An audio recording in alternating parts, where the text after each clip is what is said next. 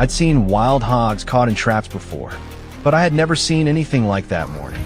The sound of steel wire pulled tight, the sound of dirt being torn up, that deep, heavy roar echoing through one corner of the woods. The hogs were thrashing hard, desperately trying to break out of the traps I had set earlier. The whole net system was shaking violently, and it all started because of one destroyed field. Last week, I went back to my hometown to visit my grandmother. As soon as I stepped into the yard, she didn't say much. She just quietly pointed toward the cornfield behind the house. I looked over. Half the field was ripped apart. Corn stalks were snapped flat, roots torn out, and the ground looked like it had been churned by a tiller. But nobody runs farm equipment out here at night.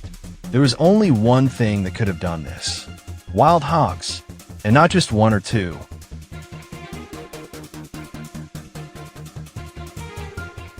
The neighbors said the hogs had been coming back for weeks. They tried fencing the field. They tried standing watch at night with torches. Some even took turns sleeping in the field shack. But these hogs weren't afraid of people anymore. They came in late. They tore through everything fast, and they vanished before sunrise. One of the older hunters in the village told me, "This sounder has a smart lead boar. He's the one guiding them. If we don't stop them now, this season's a total loss."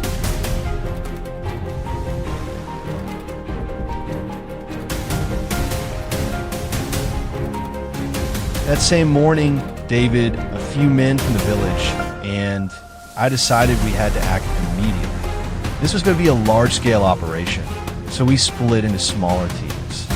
Following the hog tracks from the cornfield, we found the perfect location to set the traps. We had already brought in all the gear. This time, we decided to use net traps. Everyone took a job. One team drove heavy steel posts into the ground to lock down the trap positions. Another team unrolled thick coils of netting we had prepared ahead of time. Others stretched and tied the net. Every section had to be pulled tight and fastened carefully to the steel posts. It looked simple, but if even one part was off, the whole trap could fail. By the time the last net panel was up, the woods had gone completely silent.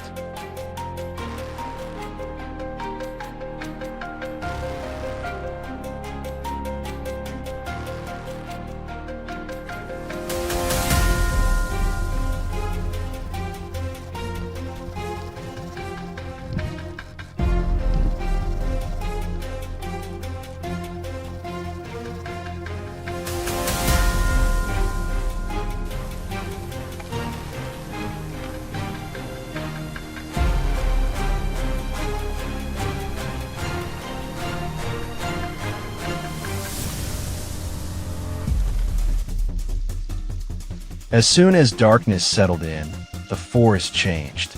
The air felt heavy, like the whole place knew something was about to happen. We checked the traps through the cameras. One by one, the hogs started showing up, but I didn't expect that many.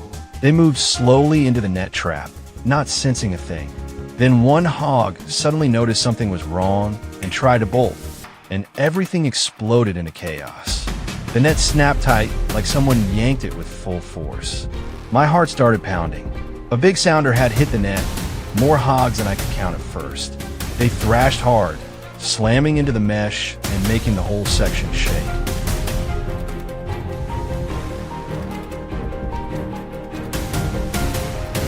And before I could even process that success, David yelled from the side. I turned to the screen. His net was buckling too. We hadn't even had time to say a word to each other when another loud crash echoed up from the valley below. I was pumped. It wasn't just one trap working. The whole trap system was going off, one after another. Net walls bulged in the dark. Everywhere, you could hear thrashing. Deep grunts. The sound of the woods coming alive. It was a strange feeling, part adrenaline, part excitement. We split up and ran to each trap point. Flashlights swept through the trees. Everywhere we looked, nets were shaking. Everywhere we looked, we had a catch. And I knew it. That night belonged to the net traps.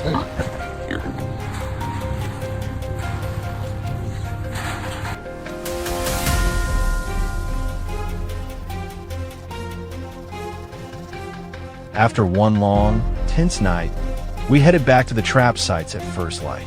Up close, that's when I really saw how big they were. Thick shoulders, scarred snouts, heavy muscle rolling under coarse hair.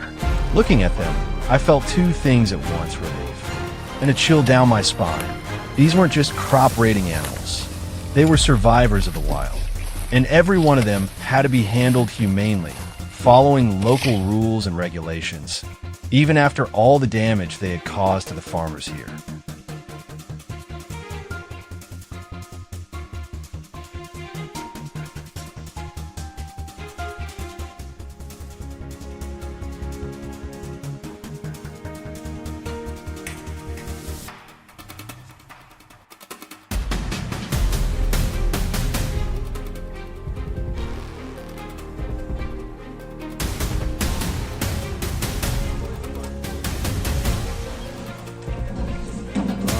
On the way back, one of the hunters behind us suddenly stopped.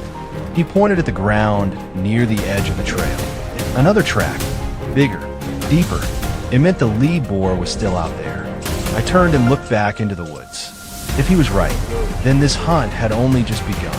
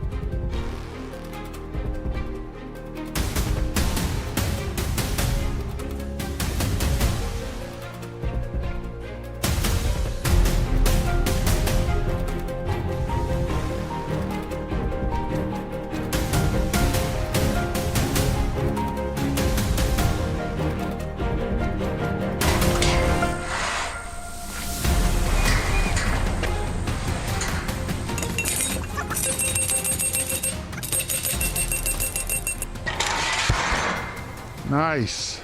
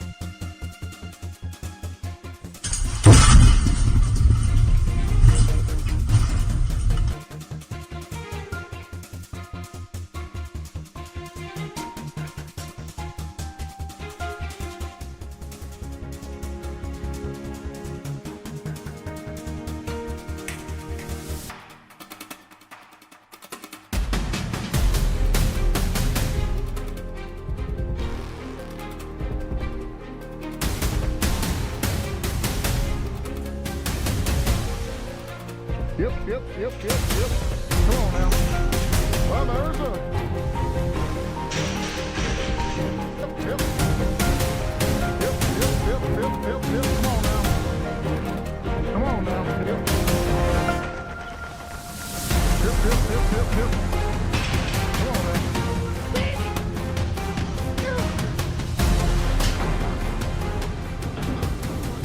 Come on. Get in that trailer. Yep.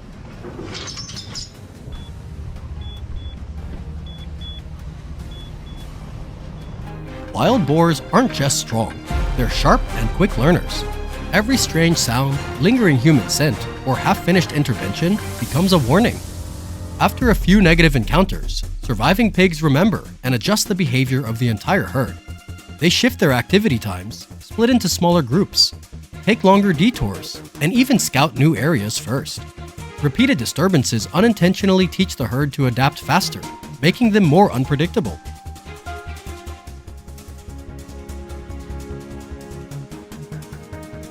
We realized, to truly solve the problem, the herd must feel the environment has returned to normal. Only then will their natural behavior show itself. From the moment we stopped the chase, the real work began.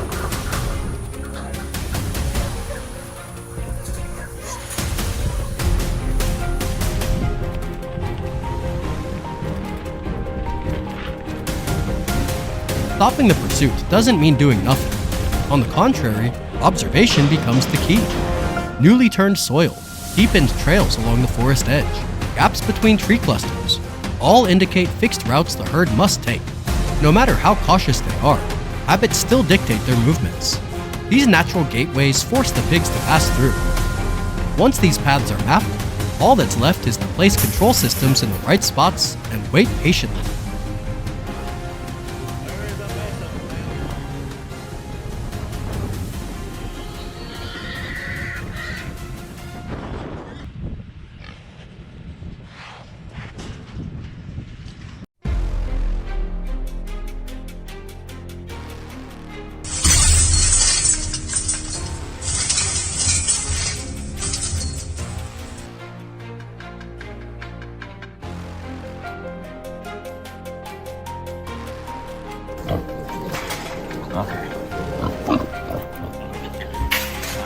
That's good.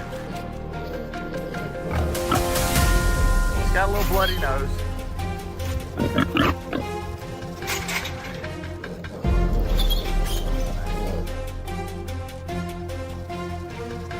Silence becomes the most powerful tool.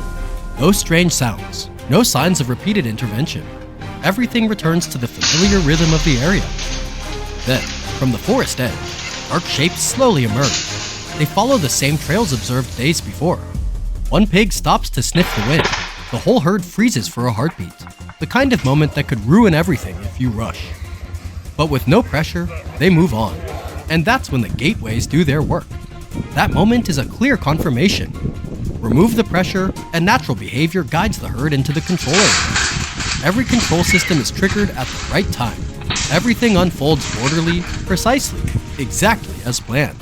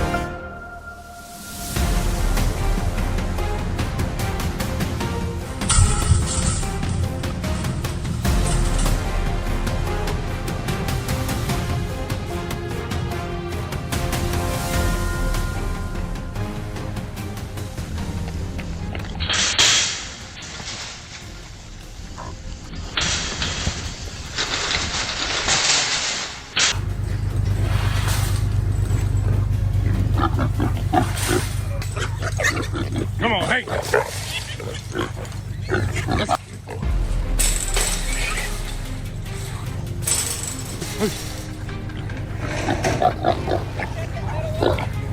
Not yet.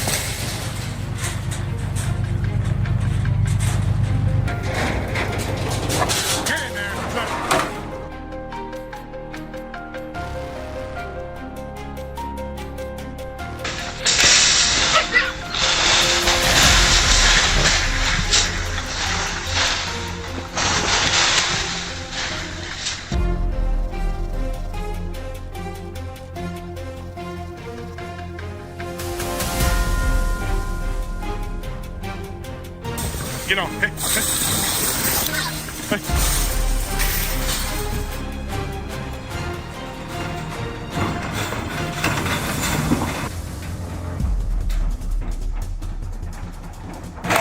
Okay. The don't chase, let them come strategy isn't luck, nor is it constant pressure. It's a game of observation, discipline, and timing. When we stop leaving human scent, making noise, and intervening halfway, the herd stops learning to avoid us, and their natural habits reveal themselves. The key lesson: don't chase the herd, control the path. Calmly read the signs, set boundaries in the right spots, and patiently wait. That's how you create lasting stability for the farm while reducing unnecessary conflict. This content focuses on management and safety. All measures must comply with local regulations and ideally be conducted with experienced guidance.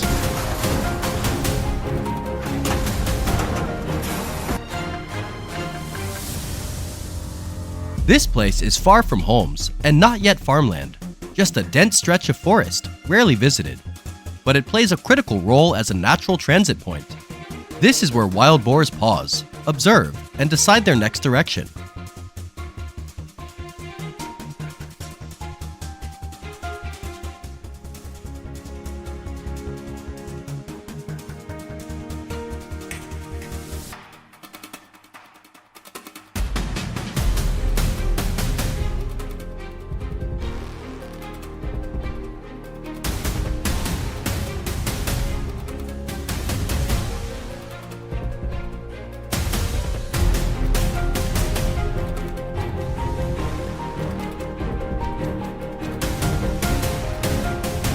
Rather than chasing immediate results, the corral traps here are set to interrupt movement patterns.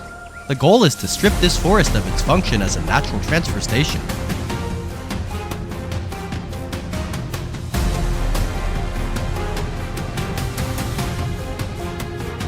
After several activity cycles, the boars begin to avoid this area altogether, forced to reroute from their point of origin. The threat is stopped before it spreads.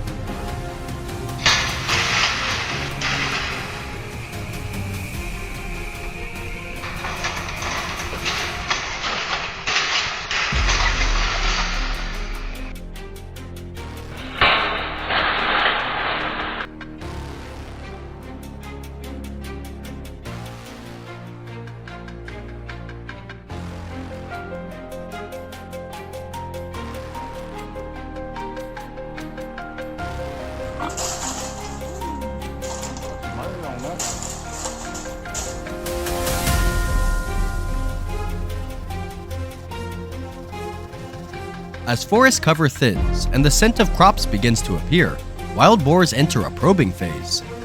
They test multiple paths, spread slightly, and search for routes with the least resistance. Here, the trap system does not react aggressively. Instead, bait is used to shape movement, guiding the herd into pre-controlled paths. This approach prevents individual boars from breaking off and pushing deep into farmland, the most dangerous scenario for crops. At this stage, the objective is not to stop the herd outright, but to gradually eliminate their safe options.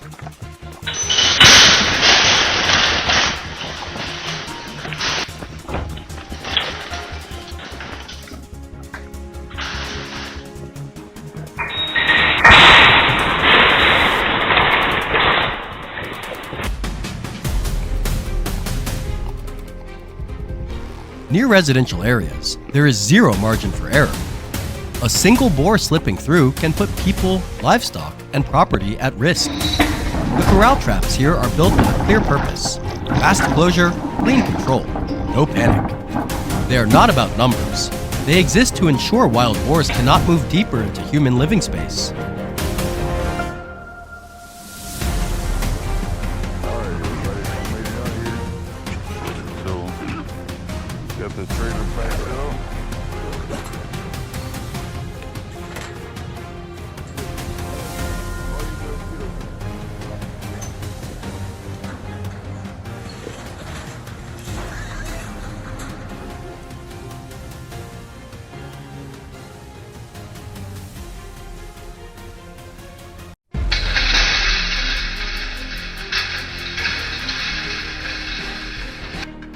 When control points are placed correctly, the herd is left with no safe path forward, no pursuit, no unnecessary pressure, just a firm lock on the final boundary.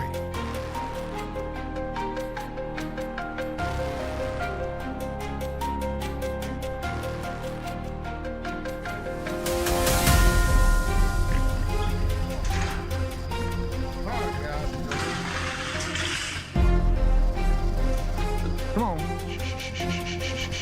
Yep. There you go. Get on that bus.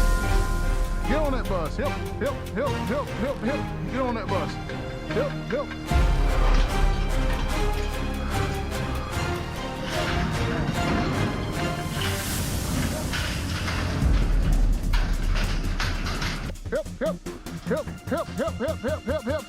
Help. Help. Woo!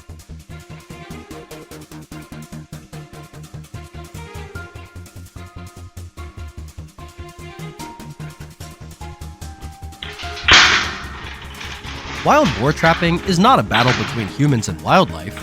It is how we re-establish boundaries to protect ourselves while minimizing unnecessary disruption to nature. When villages remain peaceful, crops stand intact, and no one is put in danger, that is when control has achieved its true purpose. If you care about effective and humane wildlife management, like and subscribe to the channel and continue this journey of protecting the land with us.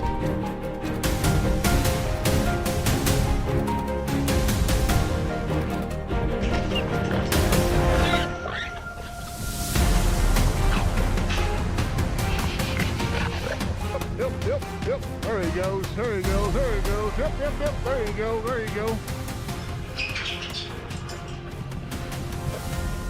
We got I have a lot holding that other pin. Yep.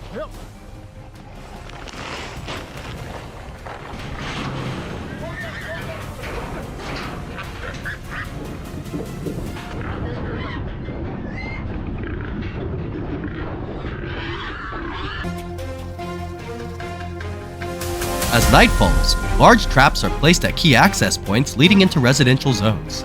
These locations were carefully chosen based on the hog's habitual travel routes. Bait is placed in precise amounts. The team doesn't rush the trigger. Activation only happens when the entire sounder is fully inside the trap.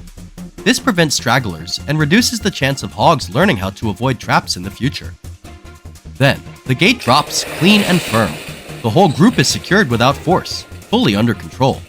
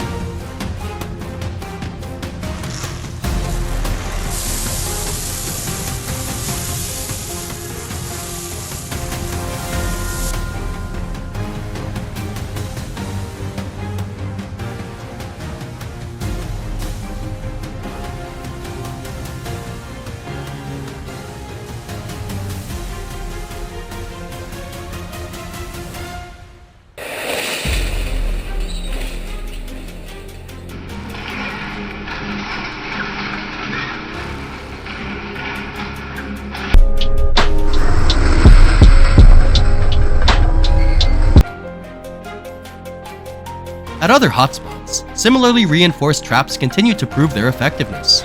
In a short time, multiple problem areas are resolved, immediately easing pressure on nearby neighborhoods. Effective control isn't about speed, it's about timing and understanding the behavior of an invasive species. Every sounder captured is a major step toward protecting property and the local economy.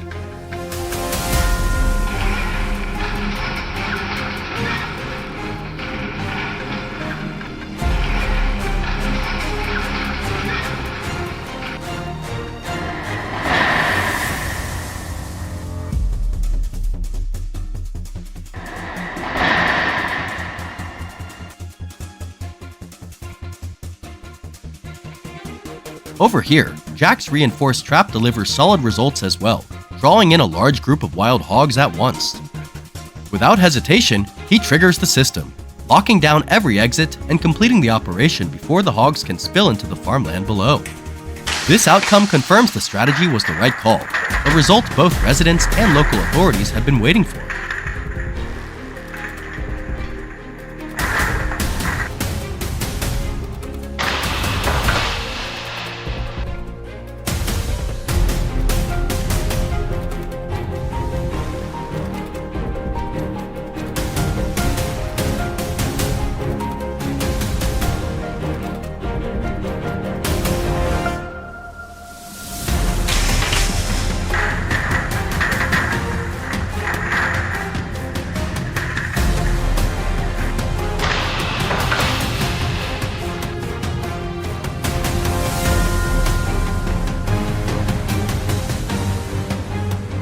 The following morning, the team begins collection following strict safety protocols.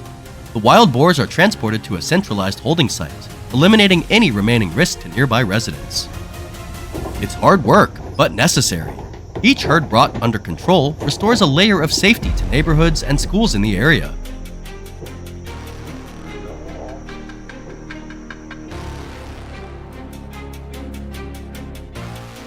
The remaining sites, ensuring all natural resources are handled properly, with nothing wasted. This isn't just cleanup, it's restoring balance to the land.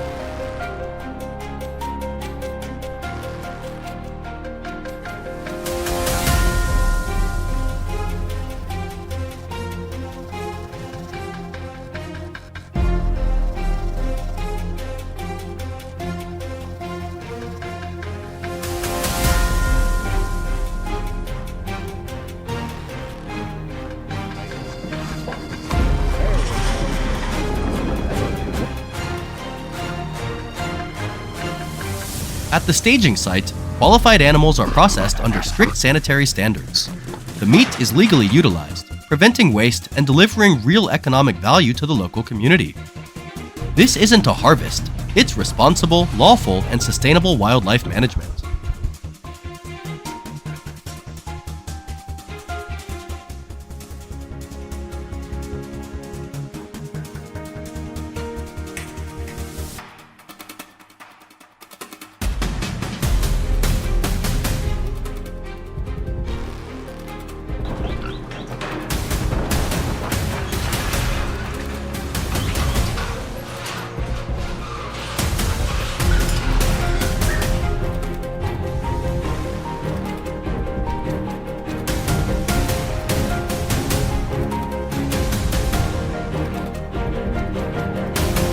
When the operation ends, the area returns to quiet.